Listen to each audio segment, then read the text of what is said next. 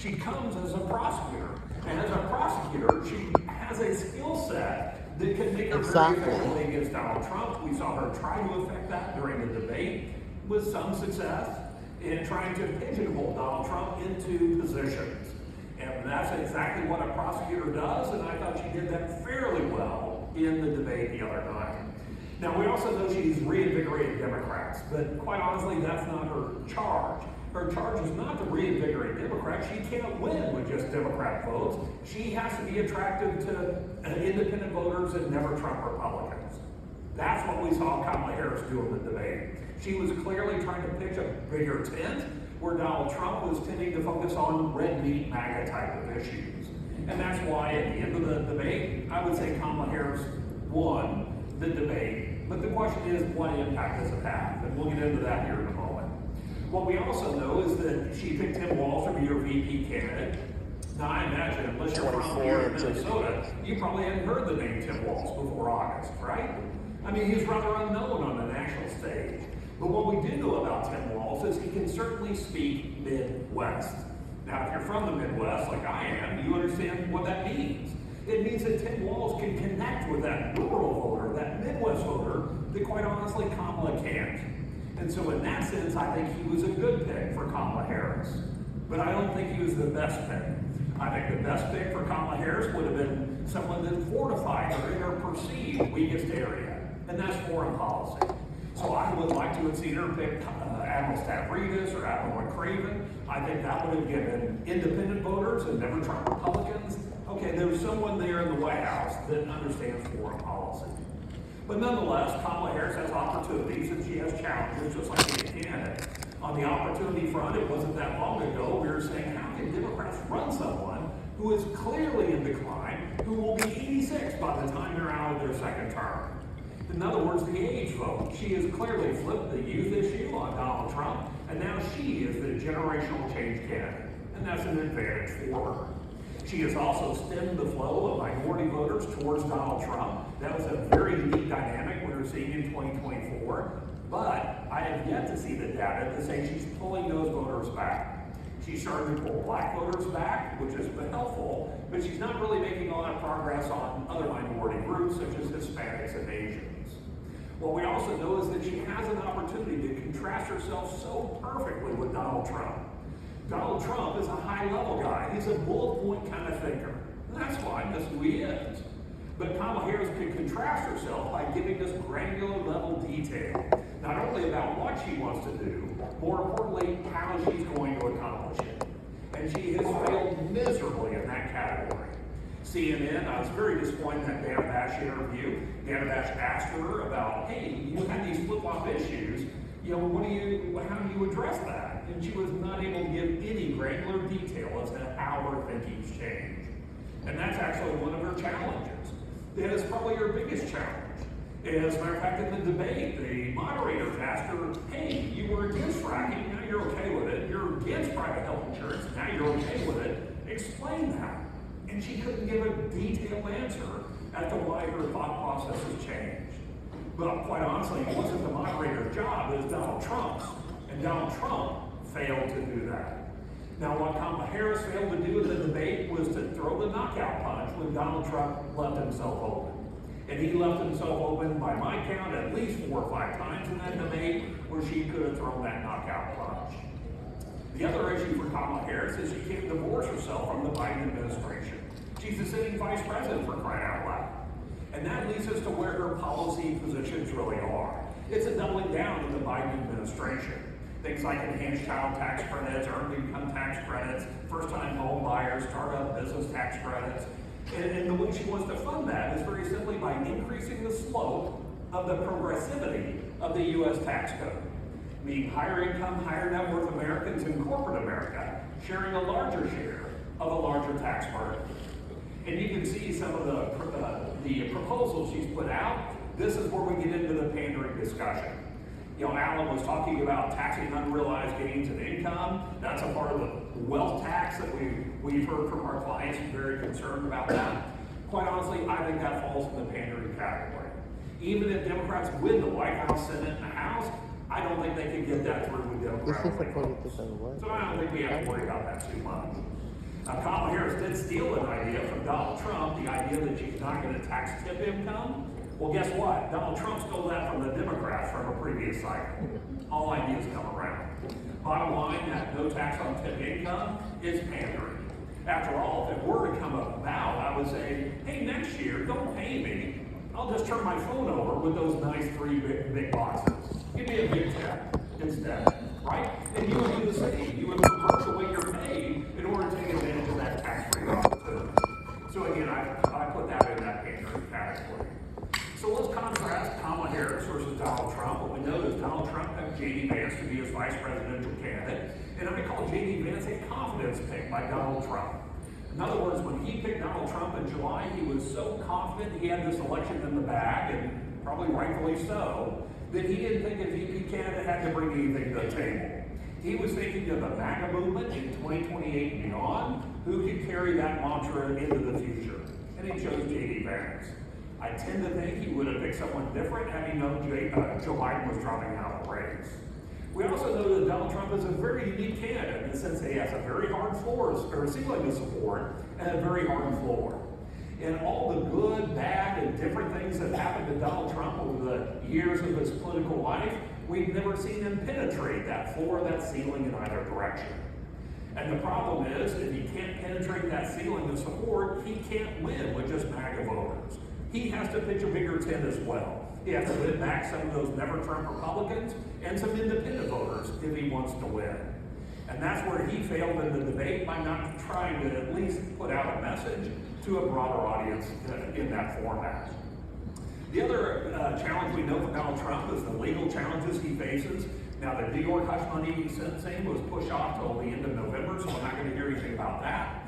The Florida obstruction case, which is the biggest threat to Donald Trump, by the way, that judge threw that case out on a technicality, but I do believe if Donald Trump is not elected in November, the Supreme Court will overturn that decision of the lower judge, and that case will come back on Donald Trump, threatening his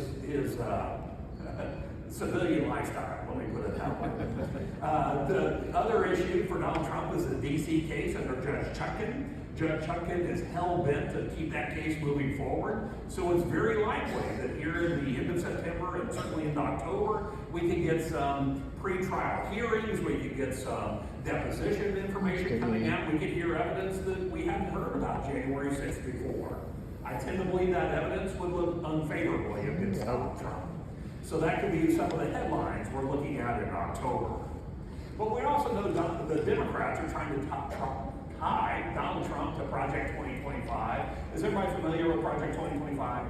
Okay, so we don't need to know the detail. Bottom line is a big, thick conservative paper, and there are big, thick liberal papers, but the Democrats are trying to tie Donald Trump to Project 2025. And Democrats are very concerned that Donald Trump's going to be elected and just rubber stamp Project 2025.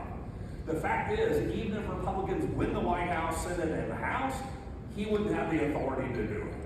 So I really think that fear Democrats are putting out there is a little overblown. But what is true for Republicans to understand is the architects of Project 2025 will certainly serve in the second Trump administration, so that ideology, some of that thinking will certainly make it into a second Trump term. Now, from a platform perspective, Donald Trump is running on what I would call MAGA 2.0. If you like MAGA 1.0, you'll really like MAGA 2.0. It's just a doubling down on what he did during his first term. Now, there is actually an area of agreement between Kamala Harris and Donald Trump. Both candidates are on the record promising that they will not cut Social Security or Medicare benefits. Be darned what the numbers tell us. I know I'm speaking to the choir. You know the situation with Medicare and Social Security, and the idea that you're not going to deal with that, you're just going to punt, is unimaginable to me. And we'll talk a little bit more about that here in a moment. But Donald Trump learned a very important lesson during his first term. He learned that he could use tariffs very effectively in trade negotiations, but equally effective in foreign policy negotiations. And what we know about Donald Trump is he does not differentiate between those two. He suggests as high as 20% tariffs on all imports into our economy, maybe as high as 100% tariffs on Chinese goods. Well, I'm here to tell you, you and I both understand that that would actually be inflationary, which is somewhat counterproductive to what we're trying to do in our economy right now. He wants to exploit the tremendous fossil fuel reserves we have here in the United States, not only to remain energy independent, but become the world's largest exporter of all things fossil fuel. And he's more than quadrupled down on his issue around deregulation. In his first term, he said he was going to cut 2 regulations for every new one. Now in 2024, he says he wants to cut 10 regulations for every new one. So again, just kind of amping up that same story.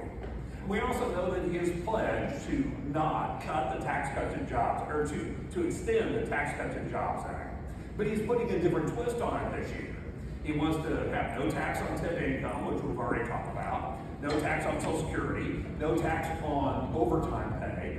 All of those things fall in the category of pandering. So we really don't need to worry about those.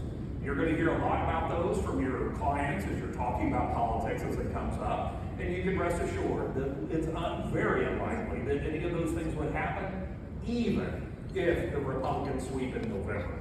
Another one that Donald Trump floated earlier this week is he's going to get rid of that $10,000 cap on state and local tax deduction. Another pandering thing.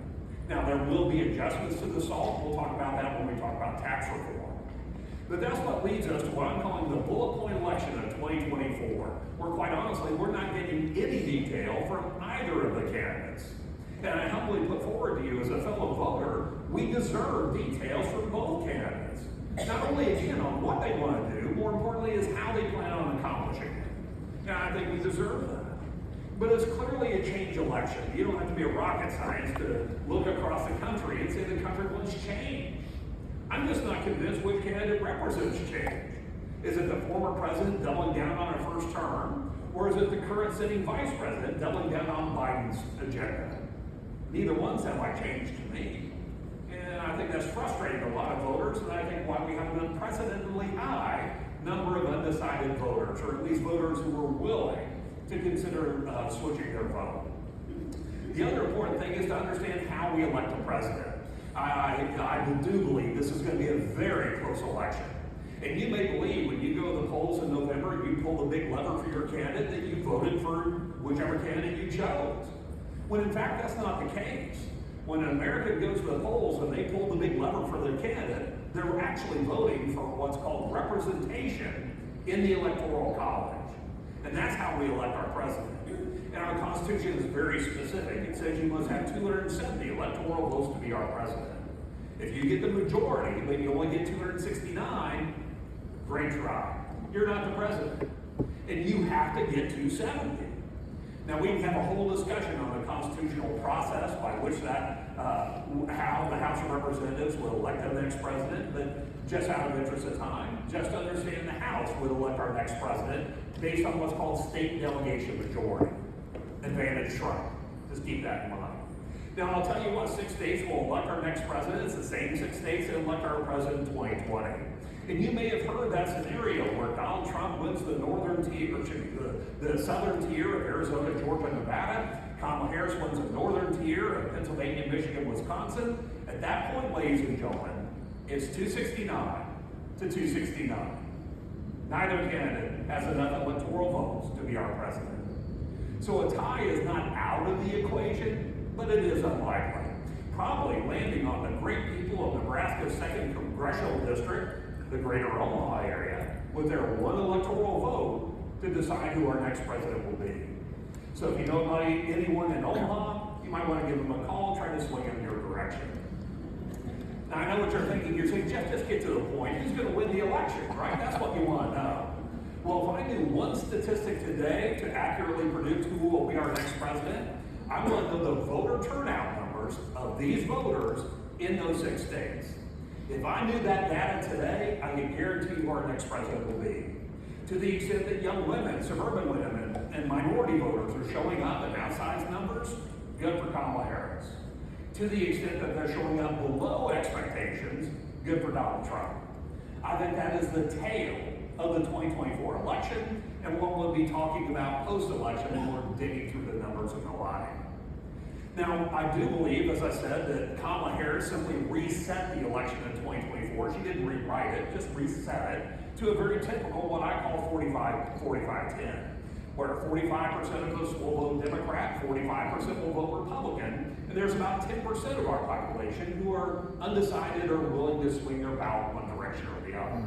And we'll spend a couple of $1 billion trying to motivate that 10% in either direction. So I do believe it's going to be a very close election. There are some scenarios where either candidate can really perform well in the Electoral College, but the most likely scenario is a very close election. And we need to prepare clients for that reality, because if it comes down to Pennsylvania, I'm here to tell you, we won't know who won the presidential election until at least Thursday, 2 days after the election day. So we need to prepare people for that, because I am a little concerned people are going to get a little riled up at that point. We also know what issues are motivating voters this year, and the number one issue is by far the economy. But it's not the economy you look at every day. It's not CPI, GDP, jobs number, none of that. When the average American talks about voting on the economy, they're talking about voting on the economy of their wallet. And the economy of their wallet is very different than what we look at every day. Matter of fact, I imagine you would look at the numbers and say the economy is pretty darn good. That's not what the average American thinks. And that's the disconnect. But the issue you ought to pay attention to is actually abortion. Where abortion's been a ballot initiative across our country, it's been a game changer as to who shows up and votes in that election. And the pro-choice advocates have been very busy trying to get abortion as a ballot initiative in as many states as they possibly can. And they've had a lot of success, including one very important state, Arizona, one of those 6 I mentioned a moment ago. And where this issue will have a bigger impact, in my opinion, is in down ballot races. So let's talk about the Senate. What we know is we elect about 1/3 of the Senate every 2 years, so every class is unique. And the class of 2024 is nothing more than a mirror image of the class of 2022. The map in 2022 heavily favored the Democrats. The map just heavily favors the Republicans this year. And remember, the threshold for victory to take back that majority for Republicans is ridiculously low. They only need to win 1 net seat if they gain the White House, or 2 if they don't. So it's not a big ask. But when you break the class of 2024 down, you see why the Republicans have such an advantage.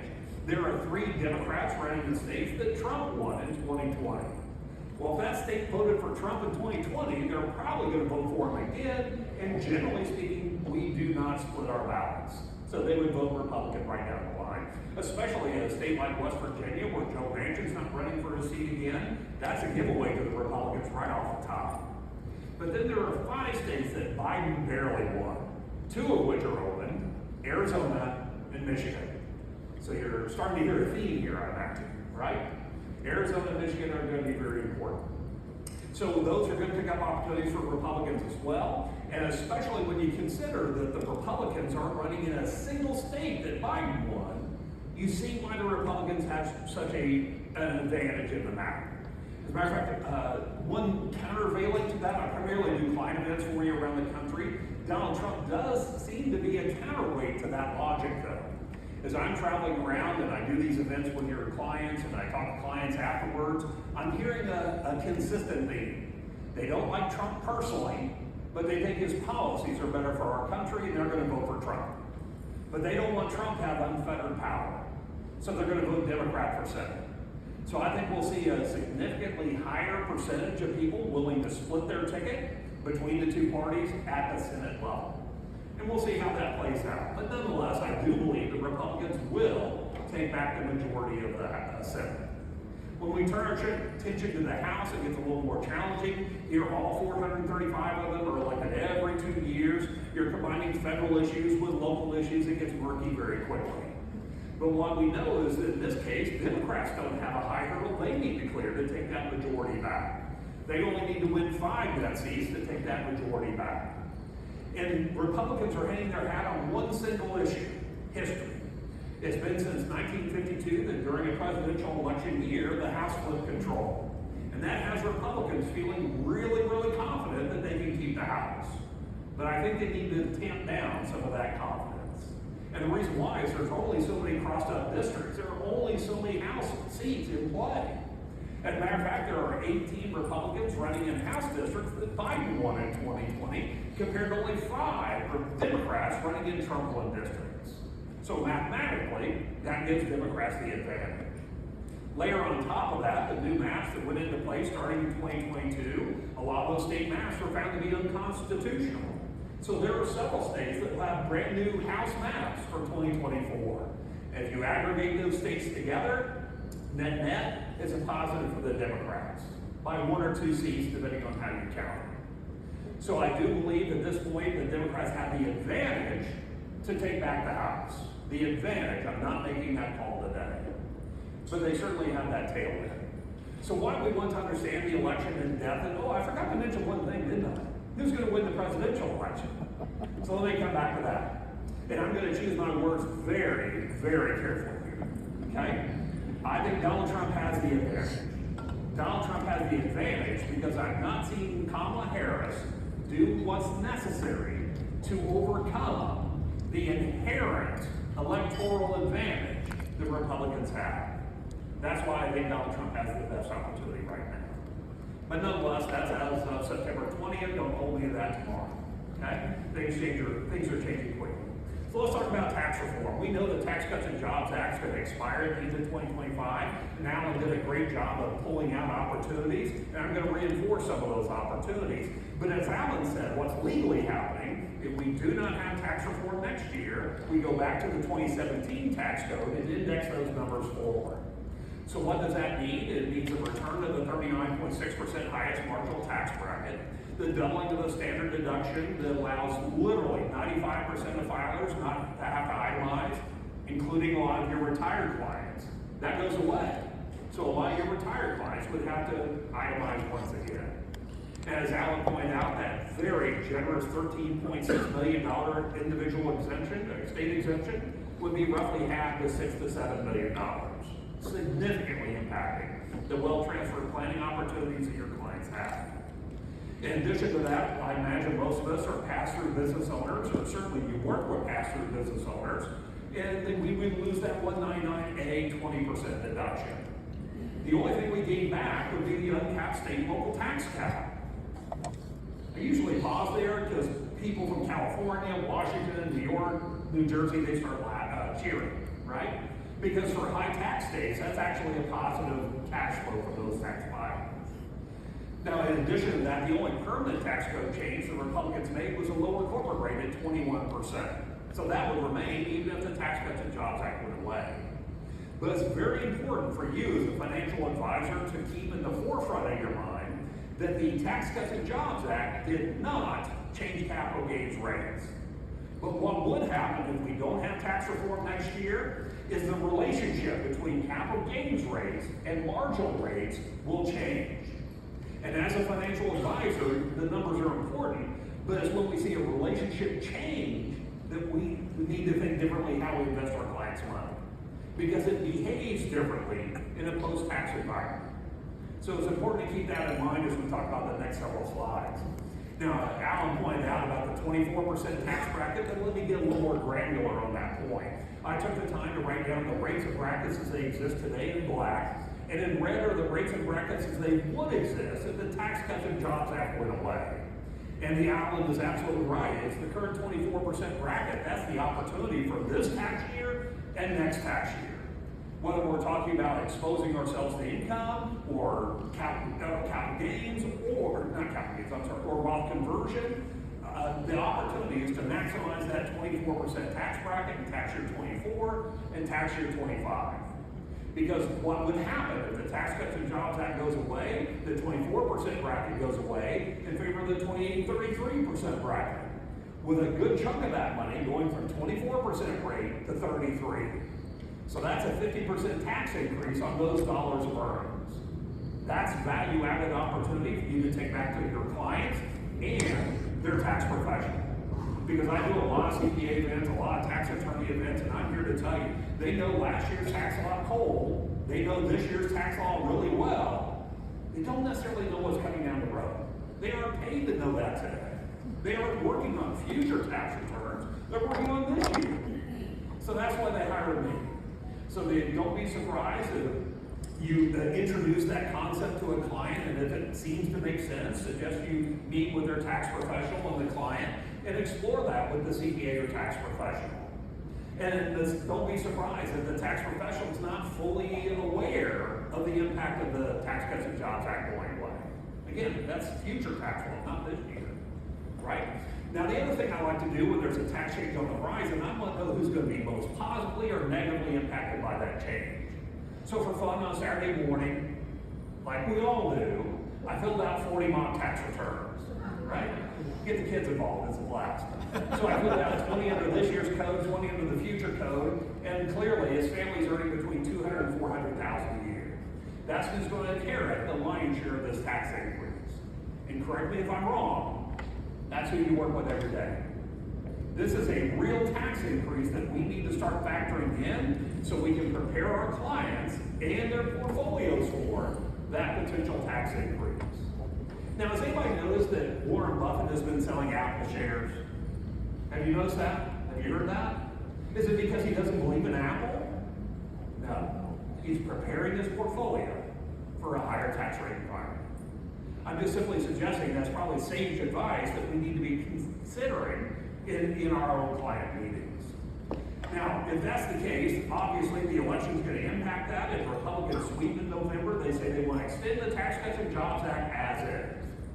But I'm here to tell you, there is a significant number of Republicans who say, I was elected as a fiscal conservative Republican. If we rubber stamp Tax Cuts and Jobs Act for another 8 years, that will add on top of the $35 trillion in debt we have today, which is already going to grow another $22 trillion between now and the end of the 10-year budget window. And if I extend the Tax Cuts and Jobs Act as is, add another $4 trillion. And those fiscal conservative Republicans are saying, hold on a second, I'll get fired. I won't be able to keep my seat if I vote for that. So even if Republicans sweep in November this year, I do believe there'll be some tweaks around the Tax Cuts and Jobs Act. Probably in the area of corporate tax rates. In addition to that, some changes around some of the fringes of the wealth transfer tax code.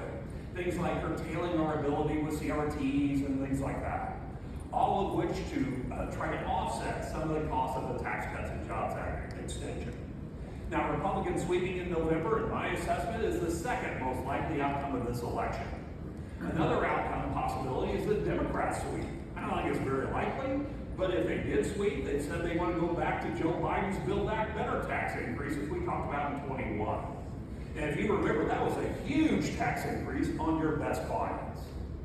Again, I don't think that's very likely. I think the most likely scenario of this election is some kind of power split, where Democrats control this, Republicans control that. So tax reform next year will be a negotiation. And just like in any negotiation, both parties have to want to get a deal done. They have to be equally motivated. But I'm here to tell you, if Democrats control anything next year, the House, the Senate, or the White House, there's simply an imbalance in a desire to get a deal done in favor of the Democrats. And the reason why are those tax changes we went through just a moment ago, that's 80% of what the Democrats want. Democrats are guaranteed to get 80% of what they want, and they don't have to negotiate anything. There's a power imbalance in that scenario next year around tax reform. And we need to be preparing ourselves for that. Now, I do want to go back to something I mentioned earlier. I mentioned the highest marginal rate going back to 39.6%. And when I do client events, clients will go, oh my gosh, I can't believe tax rates would be that high again. And then I show them this slide. This slide shows the highest marginal rate going back to 1913, and what you'll see is the average is actually 57%. So when you hear Democrats say there's a lot more upside to the marginal rates before there's any negative economic impact, that gap is what they're referring to. Oh. But as a financial professional, you need to take something different away from that slide. What you need to take away is the volatility of the highest marginal bracket. And I'll come back to that in a minute. Now, you and I both know marginal rates are important. We choose to expose ourselves to income or losses based on those bracket levels. But as an investor, it is not the most important tax number to me. The most important tax number to me as an investor is my average effective tax rate. An effective tax rate is a comparison between taxable income and the check you write to Uncle Sam. And when I ask your clients, is it the check you're worried about? Of course, all their heads are nodding yes. So while it's interesting, we've had such volatility in the highest marginal rate, the average effective tax rate for the people who are fortunate enough to work with you every day, it's actually been somewhat in a trading range, regardless of what marginal rates have been.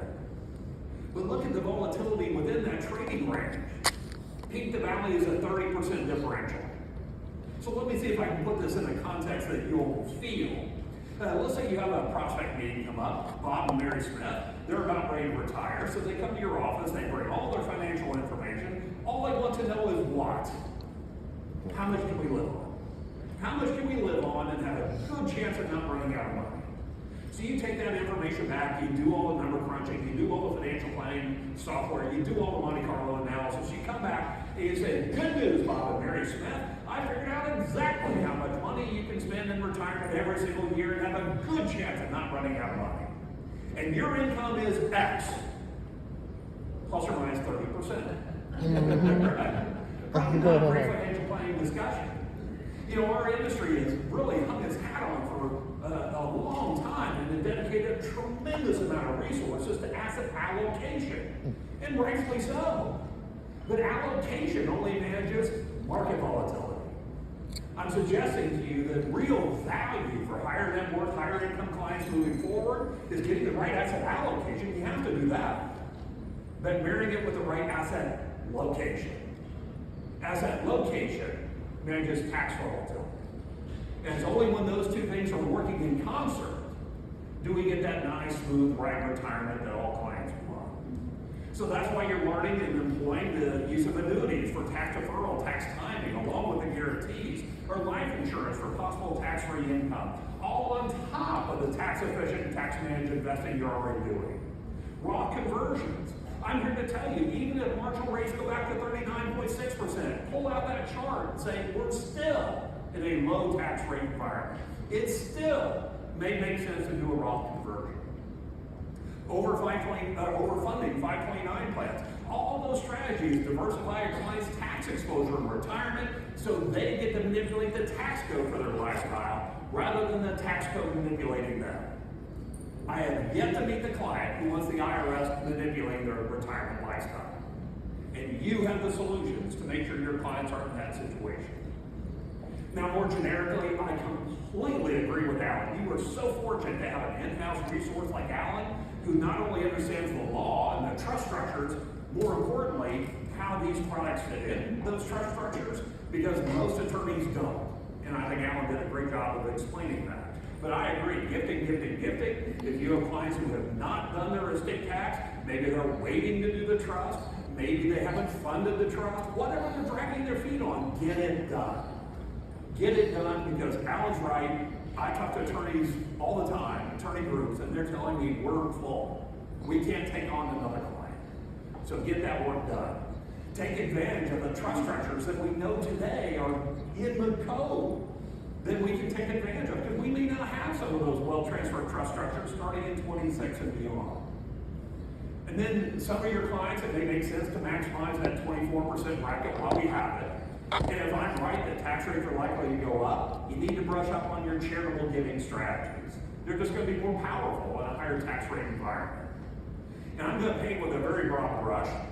I know we have a tax attorney in the room, so I can ask this question. So if you have clients who are over 70 and a half, charitably inclined, don't need the distribution from their IRA for their lifestyle, the very first money you ought to be doing charitable giving with is qualified charitable distribution. It's simply more tax efficient. A charitable deduction is a great deduction, but it's what they call a below the line deduction.